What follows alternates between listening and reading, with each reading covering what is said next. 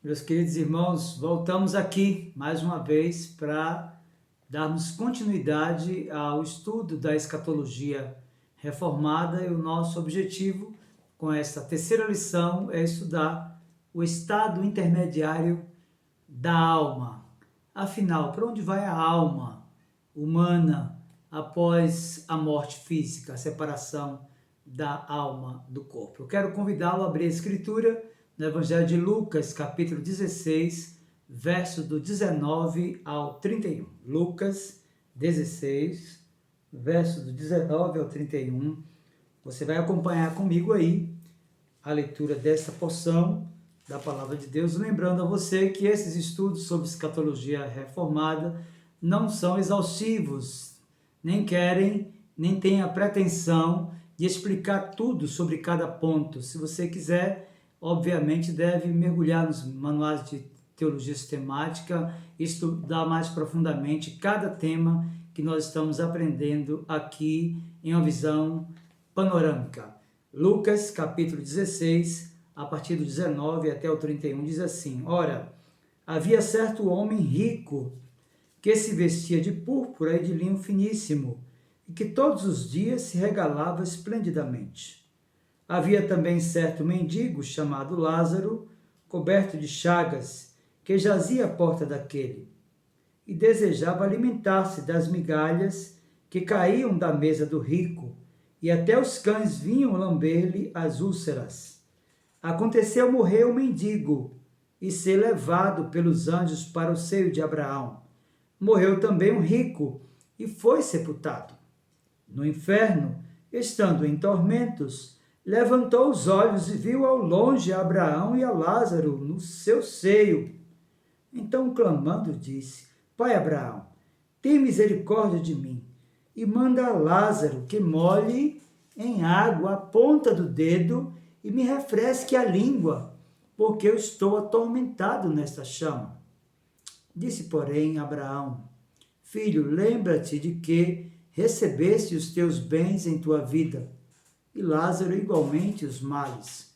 Agora, porém, aqui ele está consolado, tu em tormentos. E, além de tudo, está posto um grande abismo entre nós e vós, de sorte que os que querem passar daqui para vós outros não podem, nem os de lá passar para nós. Então replicou: Pai, eu te imploro que eu mandes a minha casa paterna, porque tenho 5 irmãos, para que lhes dê testemunho, a fim de não virem também para este lugar de tormento. Respondeu Abraão: Eles têm Moisés e os profetas, ouçam-nos. Mas ele insistiu: Não, pai Abraão, se alguém dentre os mortos for ter com eles, arrepender-se-ão.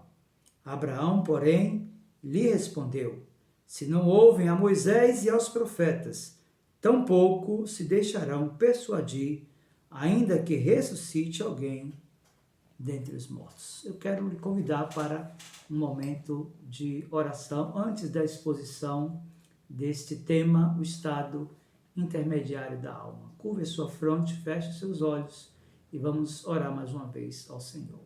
Meu Senhor, abre-nos o entendimento para compreendermos as maravilhas da Tua lei. Faz prático o texto a nossa vida e dá-nos a compreensão necessária para entendermos a esperança que está posta na Escritura, de forma especial na compreensão daqueles que já partiram, e o estado em que eles estão agora, após terem experimentado da morte física, estando em Cristo ou desvinculados dele. Que o Senhor em tudo seja glorificado e exaltado, e que a Tua palavra seja aplicada ao nosso coração, pois nós oramos no nome de Jesus. Amém. Meus irmãos, nós vamos então estudar esta terceira lição sobre escatologia reformada com o objetivo de expor aquelas questões relacionadas ao estado intermediário da alma. E a primeira coisa que você deve compreender é que há uma diversidade interpretativa muito grande acerca desse tema. Nós poderíamos dizer que um dos temas mais discutidos no seio dos diversos segmentos religiosos e até mesmo no âmbito geral é o estado da alma daqueles que partem à eternidade. Afinal, qual é o destino da alma humana após experimentar da morte física, que é a separação da alma do corpo? Afinal, qual de fato o estado da alma daqueles que deixam esta vida? O nosso objetivo nesse estudo panorâmico sobre esse tema é dar para você as respostas que você deseja acerca desta verdade. Para isso, nós vamos iniciar abordando a visão da Igreja Católica Romana acerca desse assunto.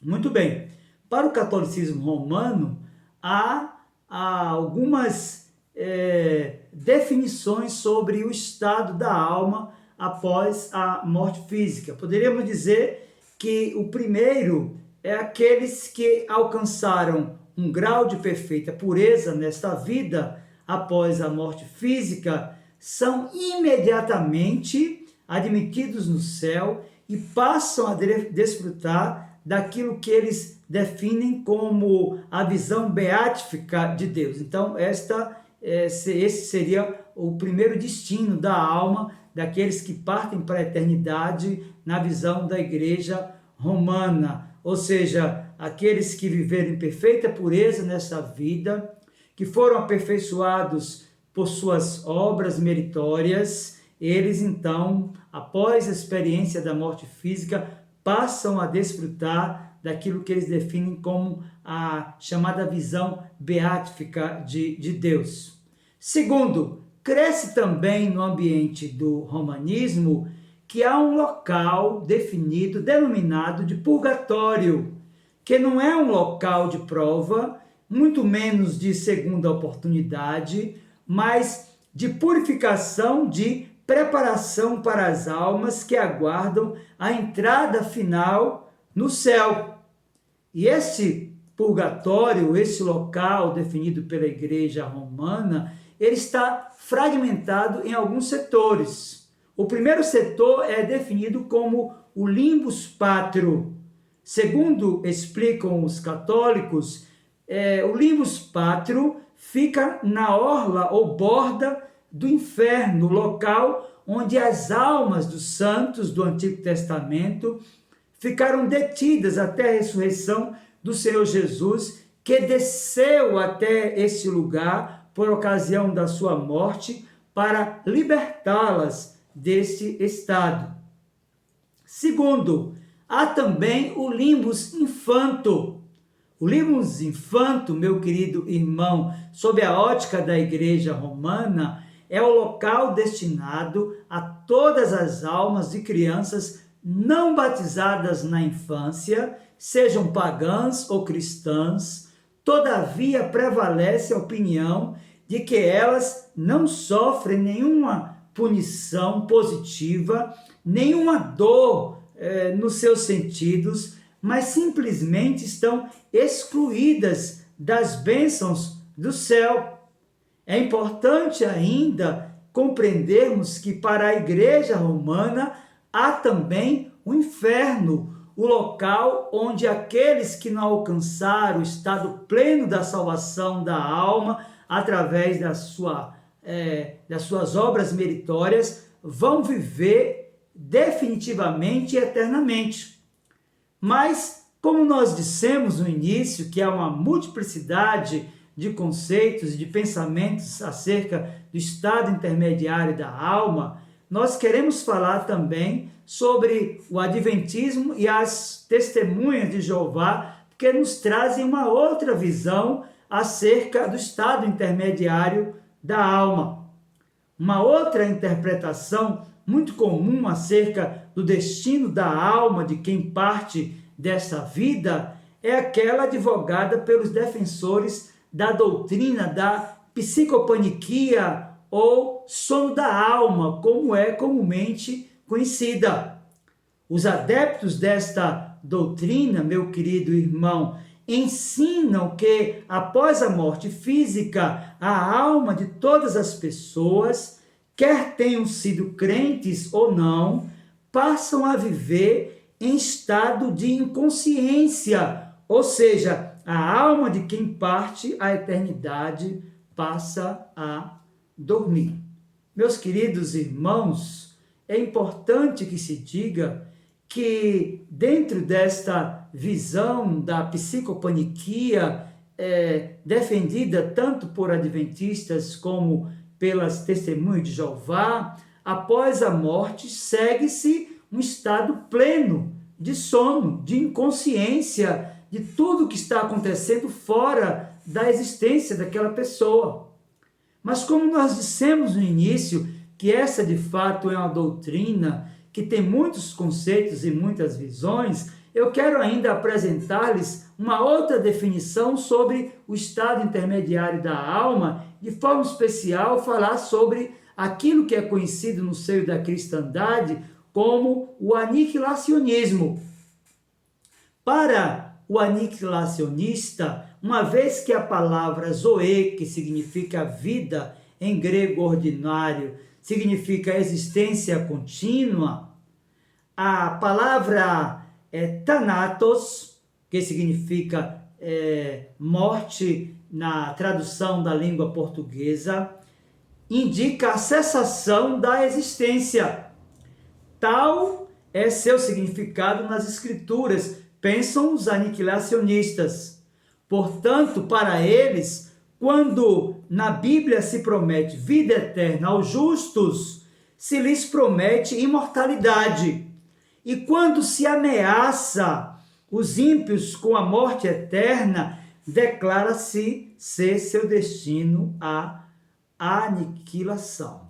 Para os aniquilacionistas, meus queridos irmãos, assim como o crente será recompensado pelo seu compromisso, vivendo a eternidade com o Senhor, que o comprou e pagou o preço da sua dívida, assim também os descrentes serão aniquilados, pagando dessa forma pela desobediência.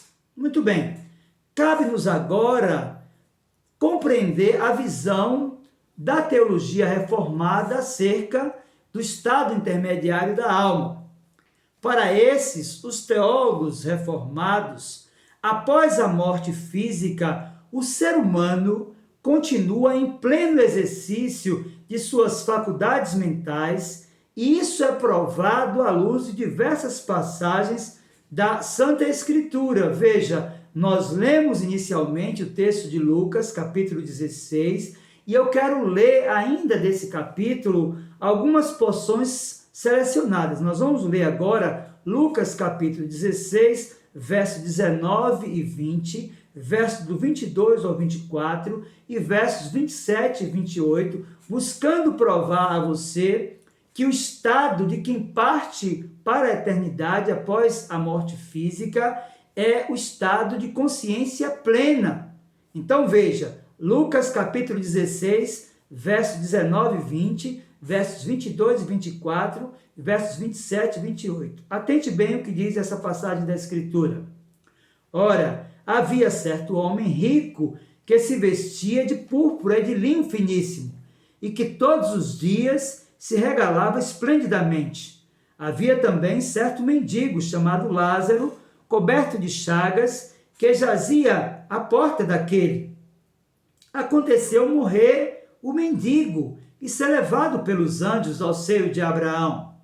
Morreu também um rico e foi sepultado.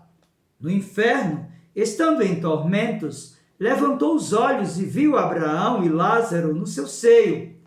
Então, clamando, disse: Pai Abraão, tem misericórdia de mim, e manda a Lázaro que molhe em água a ponta do dedo e me refresque a língua, porque estou atormentado nesta chama. Então replicou: Pai, eu te imploro que eu mandes à minha casa paterna, porque tenho 5 irmãos, para que lhes dê testemunho, a fim de não virem também para este lugar de tormento. Então, o que nós percebemos na leitura destes versículos selecionados de Lucas, capítulo 16, versos 19 e 20, 22 ao 24 e 27 e 28, é que após a morte física, tanto quem está no céu tem consciência, com aquele que está no inferno. Então, para a teologia reformada, após a morte física, o estado de quem parte para a eternidade é o estado de uma alma que está consciente não somente de quem foi, mas para onde foi e por que foi. É importante, então, meus irmãos, nós percebermos, à luz da Escritura, que isso de fato é verdade em toda a literatura do Novo Testamento. Por exemplo, Paulo fala sobre o partir estar com o Senhor. Segundo de Paulo aos Coríntios, capítulo 5, versos 6 e até o 8, diz: temos, portanto, sempre bom ânimo, sabendo que enquanto no corpo estamos ausentes do Senhor, visto que andamos por fé e não pelo que vemos. Entretanto, estamos em plena consciência, preferindo deixar o corpo e habitar com o Senhor. Então, a ideia de Paulo aqui é de que quem parte, estando em Cristo, sendo crente, vai diretamente para o céu, para a glória celestial. E isso é verdade também na sua epístola aos Filipenses, capítulo 1, verso 23, quando o apóstolo disse: ora, de um e outro lado estou constrangido, tendo o desejo de partir e estar com Cristo, o que é incomparavelmente melhor. Meus queridos, de fato, o estado da alma pós-morte física é um estado pleno de consciência. Isso é verdade também à luz da literatura apocalíptica. Se você abrir a sua Bíblia agora em Apocalipse capítulo 9, versículo 6, e também em Apocalipse capítulo 20, versículo 4, você perceberá comigo o estado de consciência daqueles que já habitam a glória celestial. Acompanhe comigo a leitura de Apocalipse capítulo 9, verso 6 e capítulo 20, versículo 4. Quando ele abriu o quinto selo, vi debaixo do altar as almas daqueles que tinham sido mortos por causa da palavra de Deus e por causa do testemunho de Jesus. Vi também tronos, e nesses sentaram-se aqueles aos quais foi dada autoridade de julgar. Vi ainda as almas dos decapitados por causa do testemunho de Jesus, bem como por causa da palavra de Deus, tantos quantos não adoraram a besta, nem tampouco a sua imagem, e não receberam a marca na fronte e na mão, e viveram e reinaram com Cristo durante 1000 anos. Você percebeu comigo o estado pleno de consciência daqueles que João, naquela visão, quando estava exilado em Ilha de Patmos, percebeu? De fato, meus queridos irmãos, a Escritura vai nos mostrar que o estado da alma de quem parte a eternidade é um estado pleno de consciência. Mas isso é verdade também à luz da nossa própria confessionalidade.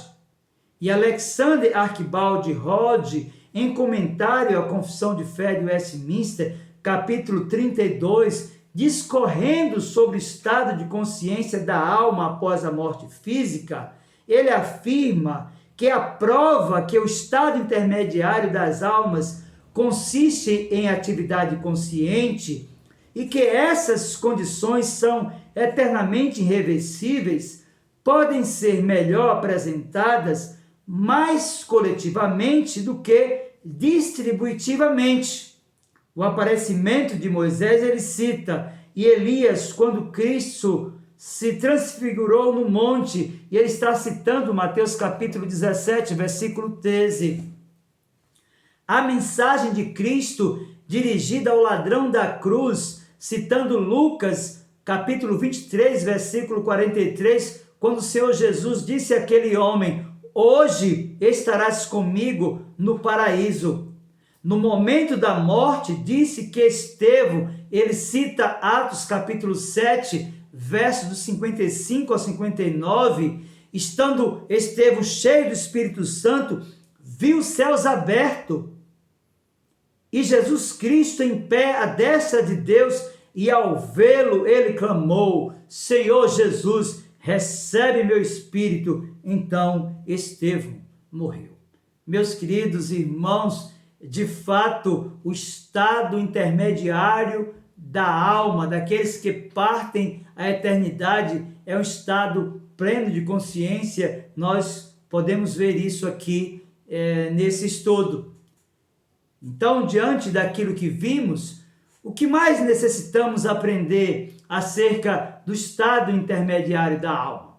Em primeiro lugar, a doutrina do purgatório se esbarra nos exemplos e textos bíblicos supracitados nesse estudo, e nós podemos dizer que não há um fundamento bíblico para esse lugar criado pela Igreja de Roma. Segundo, que a doutrina da psicopaniquia ou do sono da alma carece de fundamentação, pois em diversas passagens a Escritura usa a palavra sono para referir-se à morte física, como nós encontramos em João capítulo 11, verso do 1 até o 46. Terceiro, que é perigosa, absurda a doutrina aniquilacionista, que estabelece a aniquilação da alma dos descrentes como punição para os seus pecados, pois a Bíblia ensina que há dois lugares destinados àqueles que partem desta vida, a saber, o céu e também o inferno. Sendo assim, meu querido irmão, preparemo-nos todos para a realidade do estado intermediário da alma, entendendo qual a intenção do autor da carta aos Hebreus em declarar, está registrado em Hebreus capítulo 12, versículo 14, segui a paz com todos e a santificação, sem a qual ninguém verá o Senhor. Vamos orar mais uma vez. Meu Senhor, em nome de Jesus, guarda a Tua palavra no nosso coração para não pecarmos contra Ti. E faz com que ela gere não apenas o conhecimento intelectual necessário para compreendermos o estado intermediário da alma, mas que ela gere em nosso coração temor e tremor de Ti, a fim de que a nossa vida seja uma vida vivida em plena santidade, para que assim preparemos-nos todos para aquele dia em que nos encontraremos contigo. Assim, meu Senhor, nós oramos no nome de Jesus. Amém. Que Deus, pois, abençoe a sua vida e aplique a sua palavra ao nosso coração.